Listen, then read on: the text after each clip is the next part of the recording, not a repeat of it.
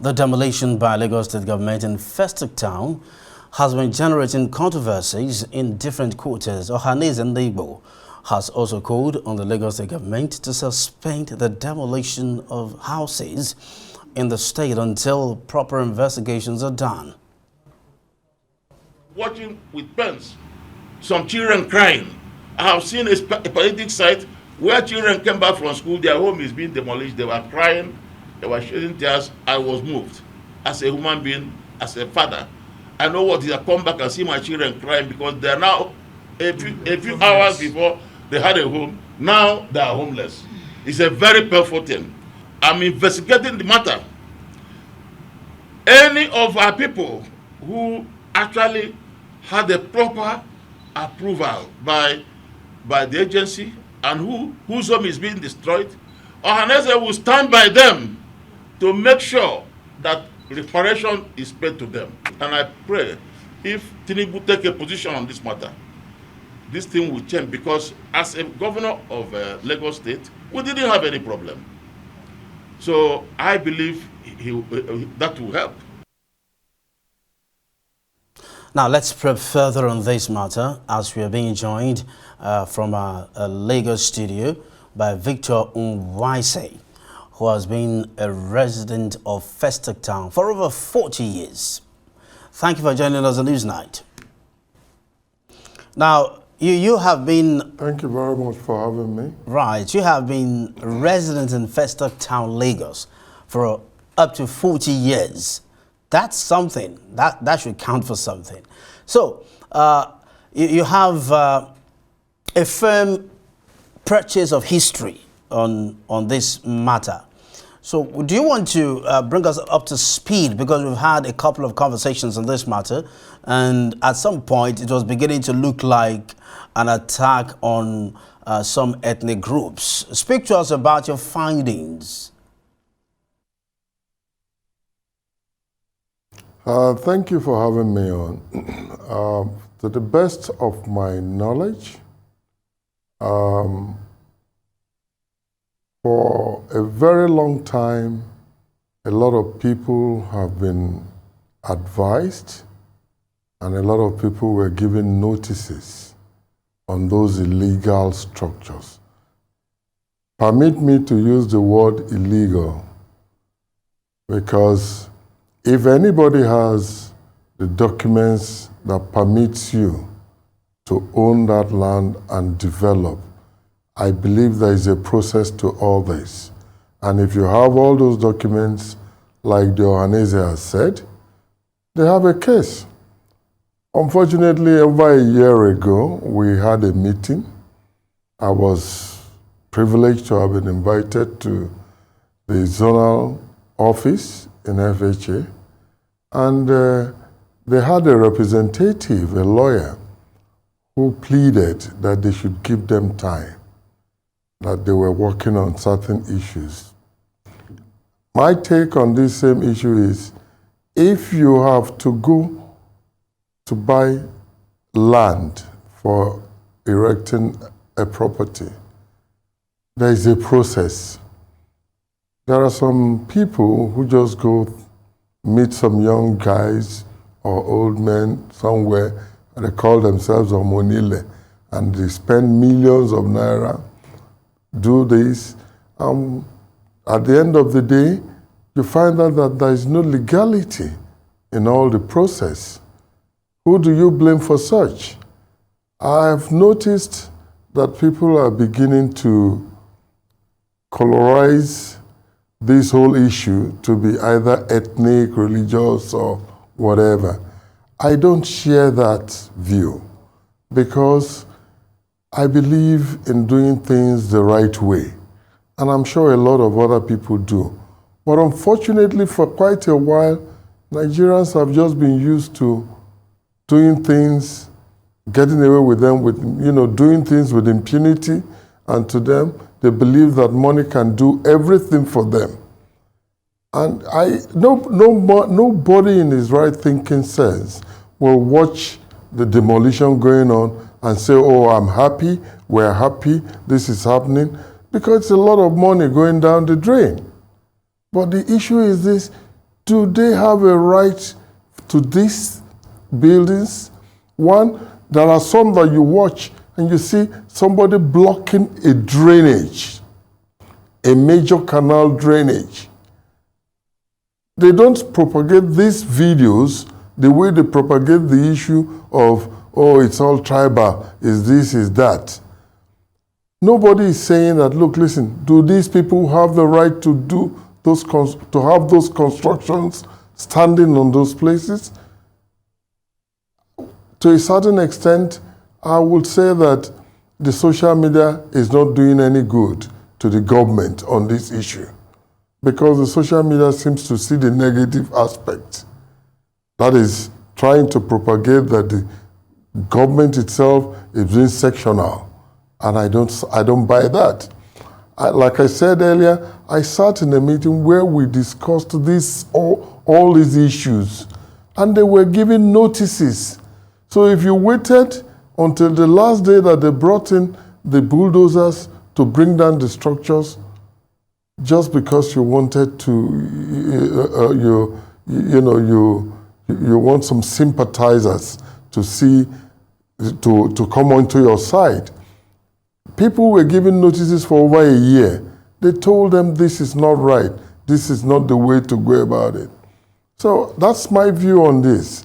I don't believe they're picking on a particular, tribe or group of people. No, I don't believe so. I'm an Igbo man. I was born in Lagos. I live in Lagos. And the point is this: I know how we behave, we the Igbos. We believe that we can do things and get away with them. And I don't want to be too confrontational in my statements, but I just think that we should try as much as possible, do the right thing at the right time. Then you don't face this kind of music. Okay, hold your thought here. Time for a short break. We'll take a moment and then we'll return to this Festac demolition discussion. Do stay with us. Thank you very much, Jesus, for staying with us on Newsnight. We're reaching you live from Nigeria's capital, Abuja. And of course, we still have Victor very much around to talk about the demolition in Festac. Now, speak to us about, you have stayed in Festac town for at least 40 years. And that excites me because I'm confident you have a firm grip of history of that area. Speak to us about what Festac used to look like and what it is now. Is there any significant difference? I'm sure you will not like me to go down to remind you of the history of Festac. Because if I do have to do that, you should be weeping for Festac. The residents of Festac today lost the value of Festac too many years back. The Festac that we used to know, there was water running in every single home in Festac. They had the sewage system central and was functional perfectly, working perfectly well. Suddenly, over the years, we started noticing thatched buildings, blocking drainages. So many things went wrong. People are now constructing. You just construct your buildings and you build sewage. They did not follow the exact blueprint of what the Festac, the part of the area you call Festac now, I think is just about a quarter of the landmass of Festac. A lot of them have been encroached. If you know the areas they call 6th Avenue, you go further down into, there's even a road that leads to a sherry from there. Those were all part of Festac to be developed, including this same Abulado area you're talking about. So if you want to think about the degradation in Festac, it will not be, it's a horror sight. No roads anymore in Festac. Nothing works works in Festac. The sewage system has collapsed long time ago. Water system has collapsed too many years back. That almost every single flat, even where you have the block of flats, have their own borehole. I just hope it's not a time bomb in the future. Digging boreholes like every 10 meters. I hope it's not going to create a problem. These are things that have happened over the years that created these problems. So telling you about what Festac used to look like, my heart bleeds for that. I would rather not want to go too much into that. But Festac has lost its glories.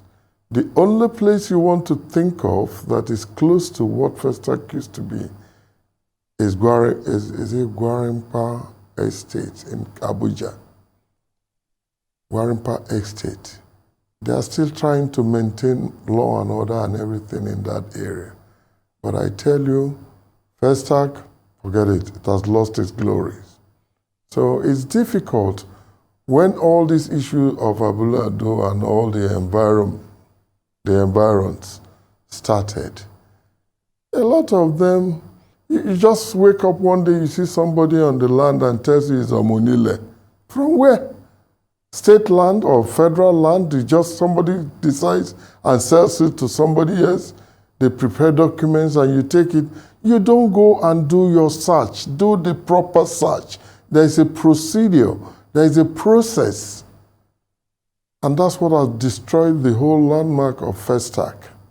To rebuild Festac to its original glory, I don't think it's possible. It will cost this nation a lot of money. So it's difficult to talk about the Festac of the past, because I remember in 1977, after the Festac 77, the people who moved in there, they were very sane and everything was, oh my God, you don't want to know about that. I think they should do a documentary on the old Festac and let the whole world see it. Then you can appreciate what has gone wrong there as of now. So sad to hear the story of the old Festac compared Very to now. sad. So sad indeed. Very sad. What are your recommendations as we try to wrap this up? What are your recommendations way out of this quagmire? It is difficult to advise the government because I know there are laid down rules on how to acquire either government properties, land, and there are laid down rules. All you need to do is do the needful. Go through the process. No back door. If there is anybody in the government office that is giving them approval, please pick them out and I'm sure the government will deal with them. Do the needful. Go through the appropriate process and if you do that, this will not be happening. People will not be blocking drainages. We have these things happen over the years, and this government, each government that has come into power have always mentioned this issue of blocking drainages. Who are we doing? We're doing ourselves. When the rain comes, we panic. Just because of the blocked drainages. But we do it ourselves. You see people just bring out their dustbin and just dump it into the... No. We need to learn to do things the right way. Every single individual, every Nigerian, whoever you may be, wherever you may come from, whatever tribe you belong to, religion, do the right thing. And then in fact, doing the right thing, you benefit as a person. Because you can go home, sleep with your two eyes closed, because nobody's going to knock at your door for having done anything wrong. So these are my own advice. We should learn to do things the right way. It's not just about government. Every single individual is part of the government.